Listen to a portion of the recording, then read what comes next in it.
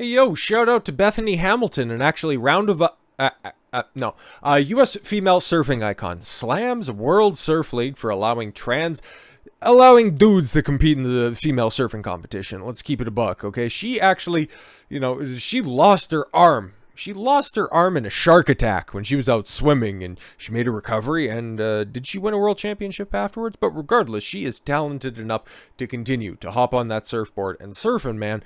I've never had the opportunity to go and surf or anything like that. Never been close enough to the ocean to do anything like that. It just looks super difficult. And if you have the ability to do that, hey man, all the power to you. It's just this nonsense is just permeating everything, bro. Bethany Hamilton, the American professional surfer famed for surviving a shark attack at the age of 13. Oh yeah, so obviously she would have won after that. My mistake. And going on to compete professionally with one arm, has taken to social media to speak out against the World Surf League's newly announced policy that would allow biological males to compete against women in the highest levels of surfing. In a Saturday video posted to her Instagram account, Hamilton said that she would boycott the World Surf League if they go forward with adopting the rule. I think she's probably the most popular surfer that's out there. Maybe within the confines of World Surf League. I can't say that I keep up to date with this, but this is at least somebody who is of notable reputation within their own field speaking up against this stuff instead of just waiting for pundits to say that, yo, that stuff is wild, but then everybody just coming out and saying, no, it's actually like stunning and brave, but then behind the scenes they'll say, oh my god, I can't believe that dude is competing and he's beating us. That's so terrible. According to the Inertia, okay, the World Surf League has announced that it will adopt an International Surfing Association rules on transgender athlete participation.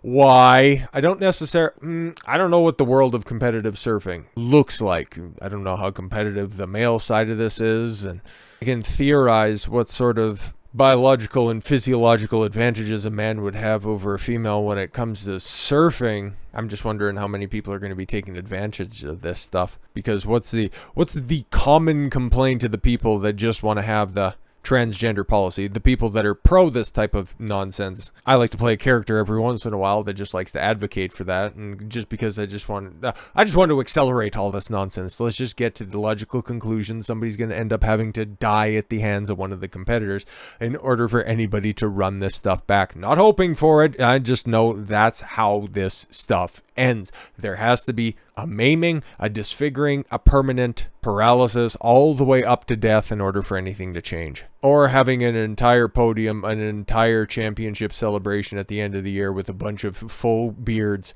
and a bunch of women just, kicking rocks off to the side, as God intended. Hamilton began her video by stating, while I address the issue, I want to be clear that I strive to have I love everybody of mankind regardless of any differences. Listen, you're undercutting your message by trying to placate everybody. They already think that you're a bigot and a transphobe by not wanting to compete against your physiological betters. But this concerns me as a professional athlete who has been competing in the World Surf League events for the past 15 years, and I feel, Merch, that I must speak up and stand up for those in a position, well, can't give them a pat on the back, or at least two people at the same time. And many that feel they cannot say something about this. Hamilton says that she believes that many of the girls currently on tour are not in support of the new rule, and they feel being ostracized if they speak up. Well, if it's the entire female pool, or at least somewhat of a group, peak all of the protests that are out there for any of these, weird tranny policies.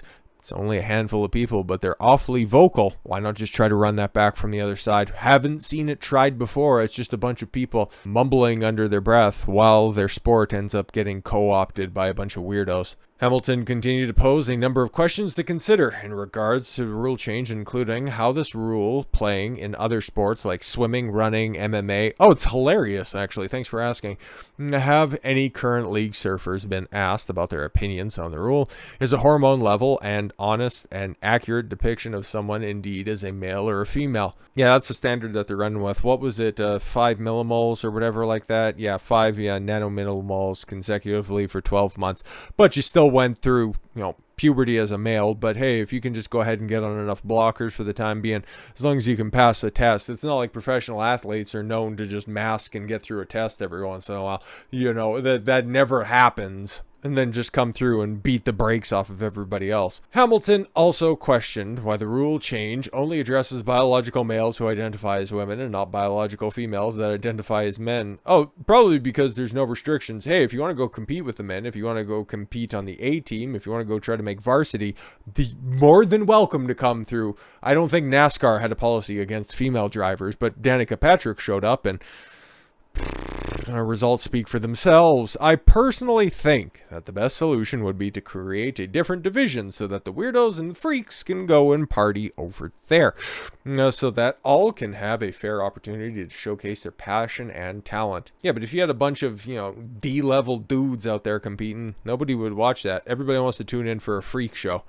And I think it's really hard to imagine the future of women's surfing will be like in 15 to 20 years. Yeah, it'll just be a bunch of mid-level dudes. It's kind of like watching developmental league baseball. Yeah, it's like watching a AAA game. That's what eventually all of sports are going to become if they start to adopt these types of policy. It might actually make the WNBA watchable, though. Let's hope that happens, allowing this major change. But we see glimpses of male-bodied dominance, dudes coming in and wrecking shop on female sports like running, swimming, and others. Hamilton added that if she were to have a daughter that competed in surfing, and for all young aspiring female surfers, she hopes that they would have a bright and promising opportunity in their ambition to be the best of the best women in her sport. To be completely honest, nobody knows who the best female surfer is. Kelly Slater, maybe, and that's about the only surfer that comes to mind. But no, I understand, trying to enforce some sort of rules and policy in your own sport, and speaking up for it is important. It's just you didn't need to couch it in the whole, I believe everybody's a valid individual. Shut up. In the comment section of the video, Hamilton explained, I was messaging with a friend who is a part of the gay community, and I really don't think at this point there is a solution that will please everybody. Yeah, because they're supremacists. They're not about getting equal treatment. They want preferential treatment. Let's stop addressing them as somebody who we just want equal opportunity. No, you won't. No, you don't. No, you want supremacy. Start addressing them as such. There are different worldviews, and that is a part of life. I may not have the perfect answer. No, but you do have one, which is more than the other side wants. No, we just want to go ahead and we just want to bring the circus to everything else. So they shut it down a few years back. So now we just want to make everything maybe more eminently watchable when there's just some giant 6-foot dude who's like, my name's Teresa. No, it's not. She added in a comment that she mentioned testosterone because that is how Olympic and World Surf League decided if you can compete as a woman. Yeah, and women have trace levels of testosterone. Just not nearly the same amount that men have. 14 times more normally in a male body. Hamilton received support from other athletes standing up against the rules like this in a world of surfing and in other sports, including skateboarder Taylor Silverman. Don't know. I'm a skateboarder who's been impacted by males and female sport. Oh, I ran with a story. This was a while back. This might be about a year ago. There was this teen skateboard meetup, and then this 20-something-year-old dude who put on a wig came down there and absolutely beat the brakes off the competition. That was hilarious. So I don't know if this was one of the people, talking about this. I cannot even express to you how much this means to see another female athlete on board and take a stand. Yeah, somebody who's actually competing and in the cut instead of these after-the-fact people. It's like, oh, I just missed out on the podium and I just missed out on the final cut, and it's not fair because one of the men got to compete in our division. That's not right. But then in the same breath, they'll argue for getting paid as much as the men. You're not as good. Even when you give them the castaways, you can't even beat them. Oh well. Fellow American surfer Shane Dorian wrote, "Speak your truth. Speak your truth. Thank you for being brave enough to stand up to what you believe. Don't listen to people who hurl the word transphobic at anyone whose beliefs don't align perfectly with theirs." Yeah, they probably, just peeled back a little bit, especially with the release of the Harry Potter game. Regardless, there are many people who I love you and support the trans community, who agree with you on these issues. Respect. Now, the people who this might be controversial, but fuck it, I don't care. People who champion the trans community, they're just unremarkable people trying to glom on to a choice and confuse it with a character trait. Oh well, because real transgender people, people that actually want or who are born male, make the decision to become female. You don't even know, man. Ladyboys were running wild in Thailand back in the cut. That was the joke back in the day. Now you got all of these, lonely motherfuckers out there trying to claim I'm on a spectrum. It's like, no, you're on a spectrum, not the one that you're claiming, just the one that's between your ears. Like, it doesn't make you special, it doesn't make you unique, it just makes you mentally unstable. American alpine ski racer and Olympic gold medalist added.